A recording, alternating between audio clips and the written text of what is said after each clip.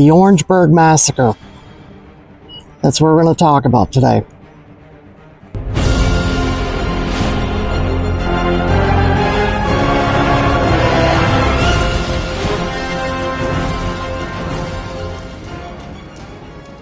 That is the All-Star Triangle bowling lanes.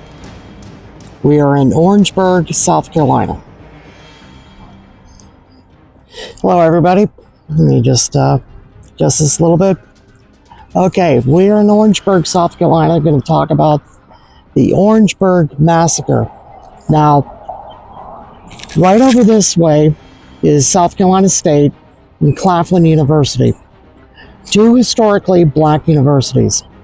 Now, in 1964, the Civil Rights Act was passed. What that did was that basically desegregated colleges and businesses across America. Now, what happened in this case was, fast forward to 1968, there was a guy named Harry Floyd who ran the All-Star Triangle bowling lanes. That's because it was AMC with the big triangle for the logo. So he ran these bowling lanes, and it had 16 lanes. It was the only bowling alley in the city. Now, a lot of the black students at Claflin University and South Carolina State College, now South Carolina State University, they wanted to bowl, but it was the only bowling lanes in town. Now, Harry Floyd, he felt that his business was exempt, even though the legislation had been passed 4 years earlier about desegregation. And what happened was, he felt that since his business was on private property, that it was exempt. So he could have white-only business. Well, the black students did not like that. The black community did not like that. Black leaders had tried to talk to Harry Floyd many times about desegregating, allowing blacks in to do business with him, to come in and be able to just enjoy a good time bowling. Well, Harry didn't want to do that. His excuse was that it would offend the white clientele that he already had an established business with, so he didn't want to do it. So on February 5th, 1968, some students came from both colleges down here to protest. Well, what happened was, he refused to let into the business.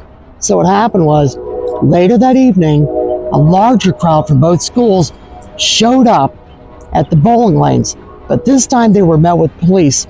Now, plate glass got broken, some things basically went down, and in the end, they were met with police.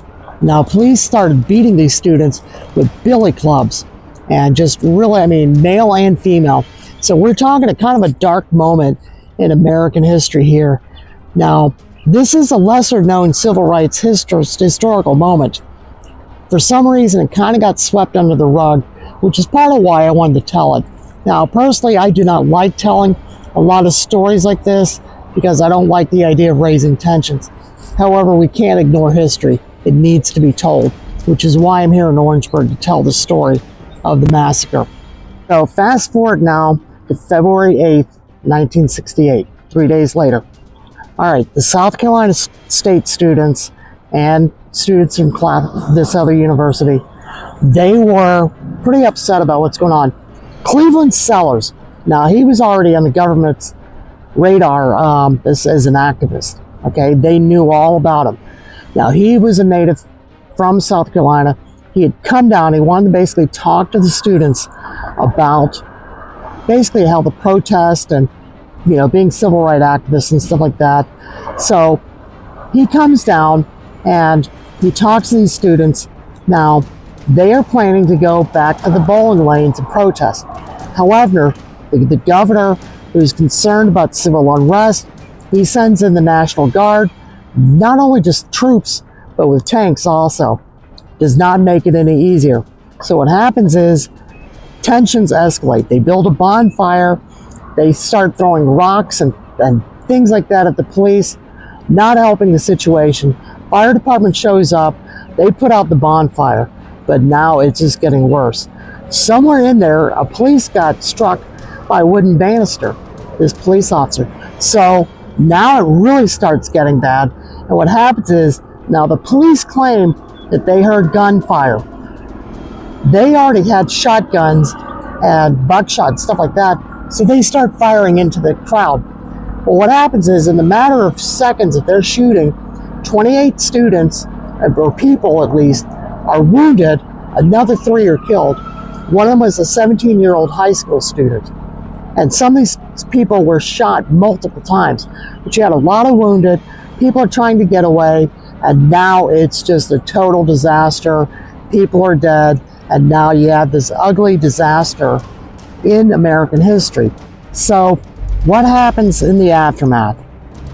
70 police officers were on the scene. They had claimed that they had heard small arms fire. And that's the reason that they started firing back. However, in the end, only 9 of them ever got charged, and not any of them went to jail. So nobody was really held accountable for what happened. With Cleveland Sellers, however, he was charged with inciting a riot. He was sentenced to a year at hard labor. He went to prison for this, doing the hard labor, but he only served 7 months. He ended up writing an autobiography about this incident. Now, from there, the governor of South Carolina later on issued a written apology, and this is still a forgotten chapter in American history. And because it's raining, I'm going to retire to my car, and we will continue this. In 2003, the governor of South Carolina issued a written apology.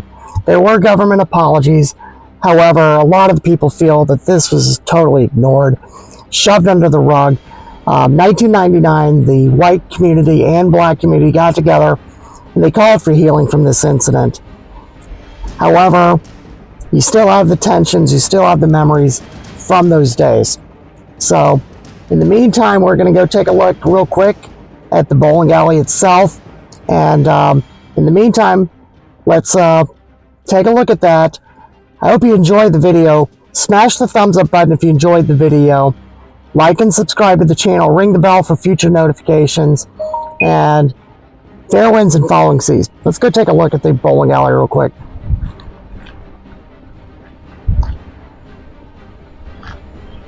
Let me take a look at this sign real quick.